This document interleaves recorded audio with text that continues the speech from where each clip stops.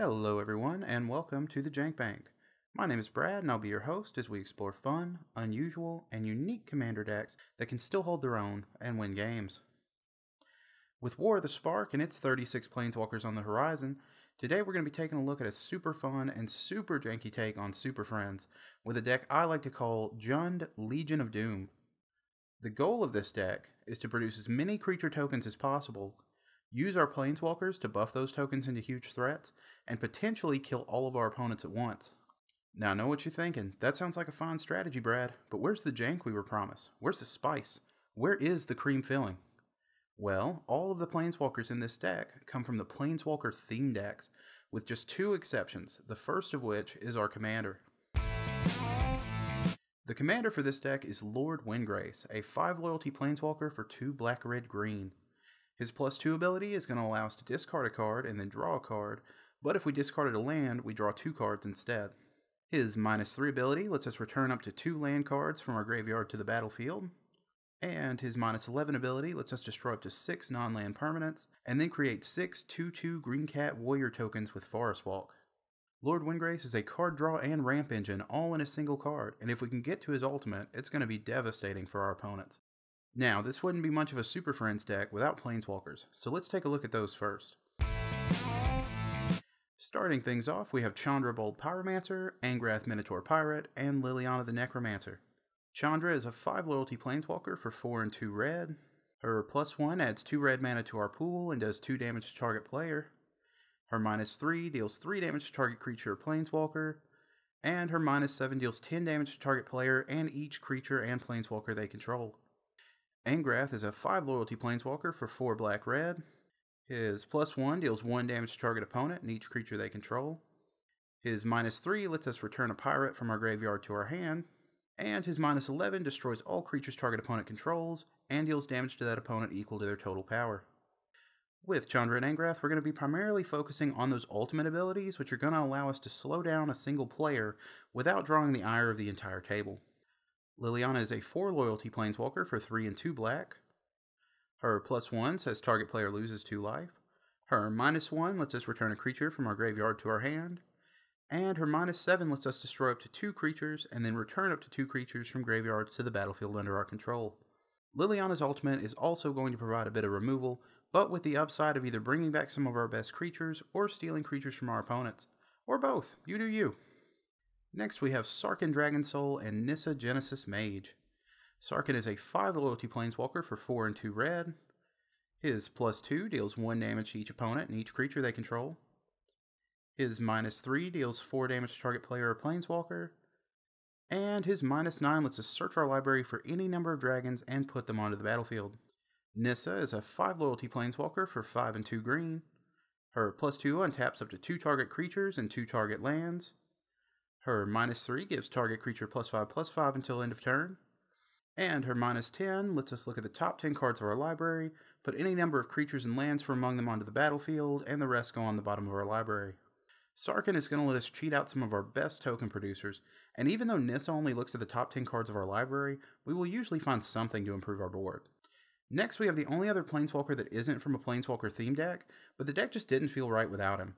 I'm of course talking about the infamously bad Tibalt the Fiend-Blooded. Tibalt is a 2 loyalty Planeswalker that costs 2 red mana. His -1 lets us draw a card and then discard a card at random. His -4 deals damage to target opponent equal to the number of cards in their hand. And his -6 lets us gain control of all creatures until end of turn, untap them, and they gain haste until end of turn. Tibalt has long been a joke among Magic players, but his ultimate ability is very powerful, and we have ways of activating it the turn he enters the battlefield. What a time, gonna drink some water. Throat is dry talking. Oh, that's good water. Before we get into that though, let's look at the Planeswalkers that will be buffing our tokens, starting with Vraska Regal Gorgon, Vivian the Arcbow, and Nissa Nature's Artisan. Vraska is a 5 loyalty Planeswalker for 5 black green. Her +2 lets us put a +1/+1 counter on a creature and it gains menace until end of turn. Her -3 destroys target creature, and her -10 puts a +1/+1 counter on each creature we control for each creature in our graveyard. Vivian is a 5 loyalty Planeswalker for 4 and 2 green. Her +2 puts 2 +1/+1 counters on up to 1 target creature. Her -3 says target creature we control deals damage equal to its power to target creature we don't control. And her -9 gives creatures we control +4/+4 and trample until end of turn. Nissa is a 5 loyalty planeswalker for 4 and 2 green. Her +3 says we gain 3 life. Her -4 lets us reveal the top 2 cards of our library, put all lands from among them onto the battlefield, and the rest into our hand. And her -12 gives creatures we control +5/+5 and trample until end of turn. Vivian and Nissa both make our creatures much bigger and give them trample so we can go through any small blockers our opponents have. And Vraska doesn't grant trample, but the buff she gives our tokens is permanent. Finishing up our planeswalkers, we have Vraska Scheming Gorgon and Domri City Smasher. Vraska is a 5 loyalty planeswalker for 4 and 2 black. Her +2 gives our creatures +1/+0 until end of turn. Her -3 destroys target creature. And her -10 until end of turn gives our creatures Death Touch, and whenever this creature deals damage to an opponent, that player loses the game. Vraska's ultimate is one of the best win conditions in this deck and can end a game out of absolutely nowhere. Domri is a 4 loyalty planeswalker for 4 red-green. His +1 gives our creatures +1/+1 and haste until end of turn. His -3 deals 3 damage to any target. And his -8 puts 3 +1/+1 counters on each creature we control, and they gain trample until end of turn. Domri's ultimate can grow our creatures and give trample, but don't forget he also functions as a haste enabler with his +2 ability. So with these planeswalkers, we are primarily focused on those ultimate abilities, but how do we make sure they stay on the board long enough to actually activate them?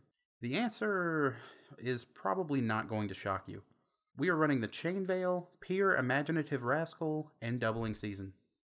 The Chain Veil is an artifact that we can pay 4 and tap to activate all of our planeswalkers twice, but does deal 2 damage to us if we don't use a planeswalker ability on our turn. Peer is a 1/1 human that says if 1 or more counters would be put on a permanent we control, we put that many +1 on it instead. And Doubling Season says if an effect would create 1 or more tokens under our control, it creates twice that many tokens instead. It also says if an effect would put 1 or more counters on a permanent we control, it puts twice as many counters instead. This means that every time we make a token, we are going to get 2 instead, and whenever we would put a +1/+1 counter on a creature, we get 2 instead. It also means that when we play a planeswalker, it's going to enter the battlefield with double its starting loyalty. This is going to let us activate most of our ultimate abilities on the same turn that we play that planeswalker. For an example of how these effects work together, let's take a trip to Magical Christmas Land. Say we have Peer and Doubling Season on the battlefield, and we play Tibalt. When Tibalt enters the battlefield, we will trigger Peer first to make Tibalt's 2 starting loyalty 3 instead. Then we trigger Doubling Season, and now Tibalt enters the battlefield with 6 loyalty and ready to spread some Christmas cheer. So now that we've been through our planeswalkers and the cards that enable them, let's take a look at our token producers. Dragon Master Outcast is a 1/1 for 1 red mana that creates a 5/5 dragon token with flying at the beginning of our upkeep if we control 6 or more lands. If we get him down early and start ramping, we are going to have a lot of power on the board very quickly. Utvara Hellkite is a 6/6 flyer for 6 and 2 red, and says whenever a dragon we control attacks, we create a 6/6 dragon token with flying.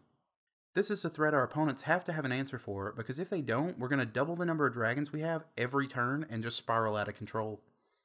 Tendershoot Dryad is a 2/2 for 4 and a green, and says at the beginning of every upkeep, we create a 1/1 Saproling token. Our Saprolings also get +2/+2 if we have the City's Blessing. Josuvest Lich Knight is a 4/5 with Menace for 2 and 2 black, but he also has a kicker cost of 5 and a black. If we pay that kicker cost, he's going to create 8 2/2 zombie tokens with Menace when he enters the battlefield. Scoop Mob is a 1/1 for 1 green mana, and says at the beginning of our upkeep, if we control 5 or more lands, put 4 +1/+1 counters on it. Scoop Mob is not a token producer, but if we get him down early, he can grow into a very big threat. This slot could probably be filled with a multitude of other creatures, but this little guy was just too cute to cut. It's like a little green puppy with too many legs and eyes and a axe for a tail. Moving on, Curse of Disturbance is going to let us enchant target player, and whenever that player is attacked, we create a 2/2 zombie token, and each opponent who attacks that player does the same. This card is great for painting a target on someone else and drawing attention away from us while we set up for the win.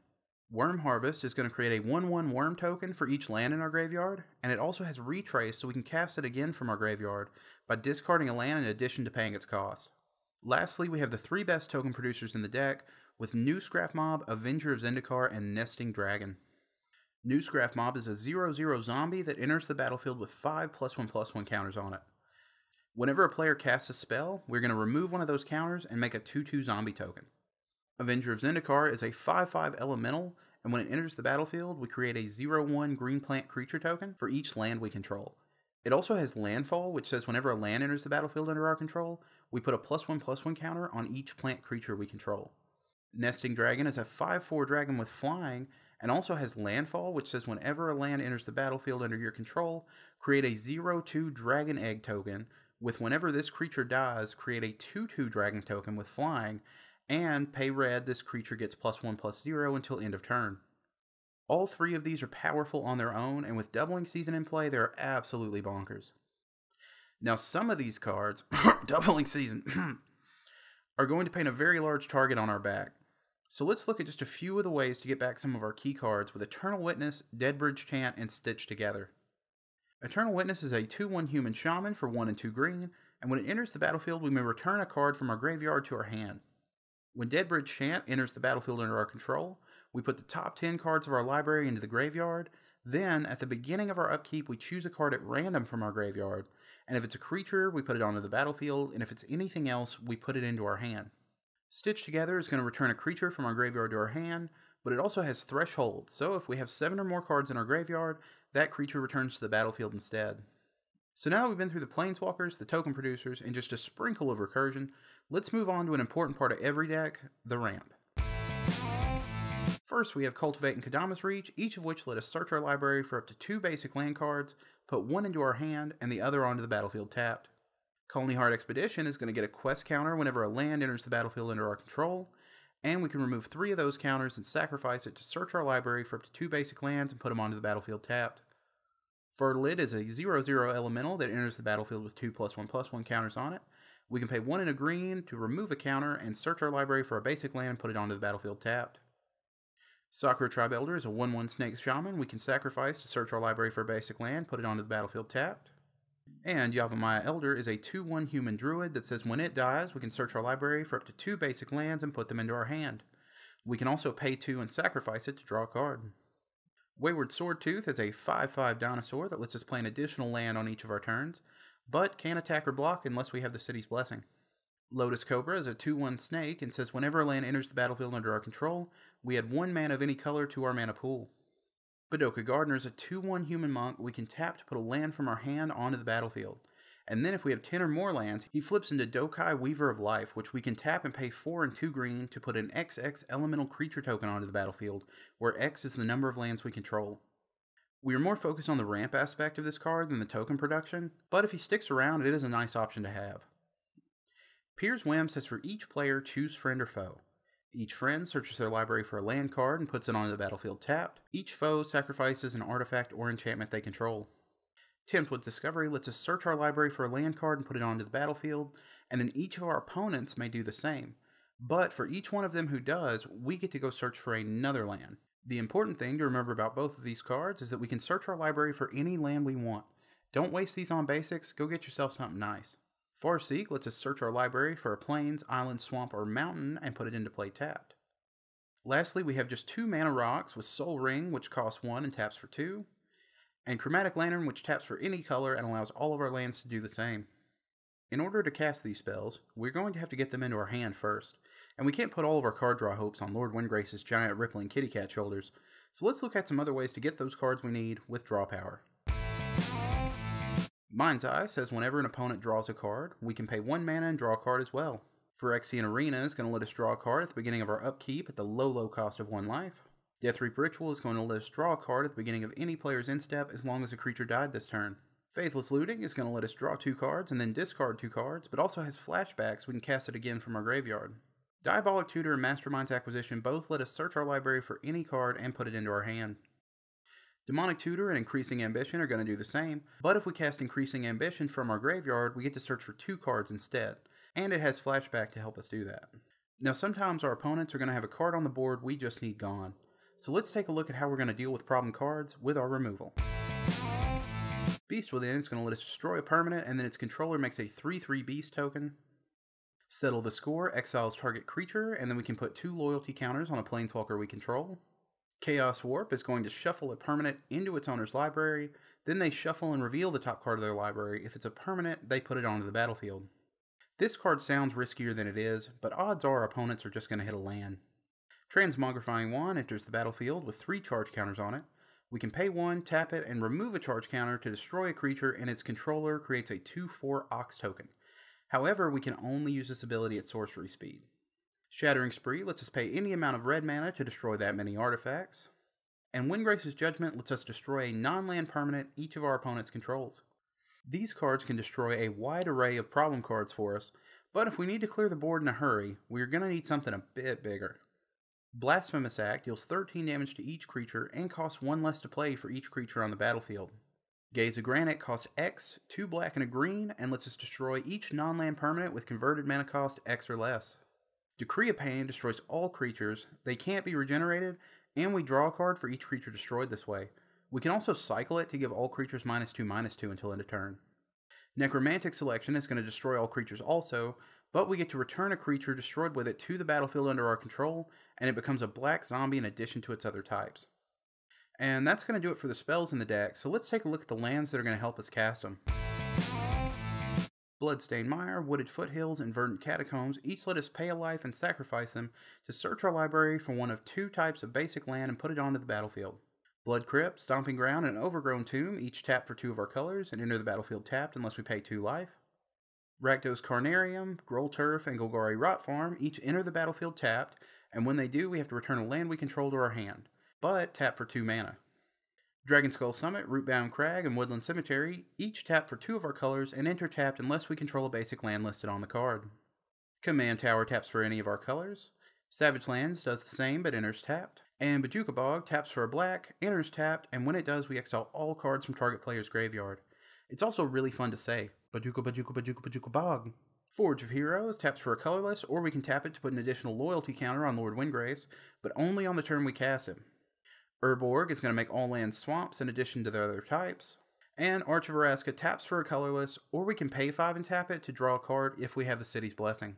Luxury Suite and Spire Garden each tap for 2 of our colors and enter tapped unless we have 2 or more opponents. Cinderglade and Smoldering Marsh also tap for 2 of our colors and enter tapped unless we control 2 or more basic lands. When Mosswort Bridge enters the battlefield, we look at the top 4 cards of our library and exile 1 face down. Mosswort Bridge taps for a green, or we can pay a green to tap it and play the exiled card without paying its mana cost if we control creatures that have 10 or more total power. Or in Wreath of Vastwood, enters taps for green, or we can tap it to put a +1/+1 counter on each green creature that entered the battlefield this turn. Evolving Wilds and Terramorphic Expanse, we can tap and sacrifice to search our library for a basic land and put it into play tapped. Lastly, we are running 6 basic forests, 5 basic swamps, and 3 basic mountains. So now that we've been through the entire deck, let's look at a real example of how we're going to win with it. In a game I played recently, I had Nesting Dragon, Doubling Season, and Lord Windgrace on the battlefield. I used Lord Windgrace's -3 to return 2 lands from my graveyard to the battlefield, which triggered Nesting Dragon twice. With Doubling Season in play, this created 4 Dragon Eggs. One of my opponents then played a board wipe on their turn, destroying all creatures. This left me with 8 2/2 Dragon tokens on my next turn. My opponent's boards were all empty, but they were all at least 30 life. So I played Vraska's Scheming Gorgon, who thanks to Doubling Season, entered the battlefield with 10 loyalty. I used her ultimate, and much to my opponent's surprise, killed all 3 of them at once. And that's going to do it for today's deck, but I really want to hear what you think about it, so please let me know in the comments below. We will be back in 2 weeks with a brand new deck, so if you enjoyed this video and want to see more, be sure to like, subscribe, and hit that notification bell to stay up to date on all the latest episodes. You can also follow us on social media to see how the next deck is coming along, links to which are in the description below. If you would like to support the channel directly, there's also a link to our Patreon in the description. Being a patron has a lot of benefits, including early looks at the next episode, your name in the credits, and even a tier where you get a deck tech based on your own idea. See you next time, guys, and stay janky. The Jank Bank is part of the Creators Quarters community. For more great Magic content, click the playlist link in the top right.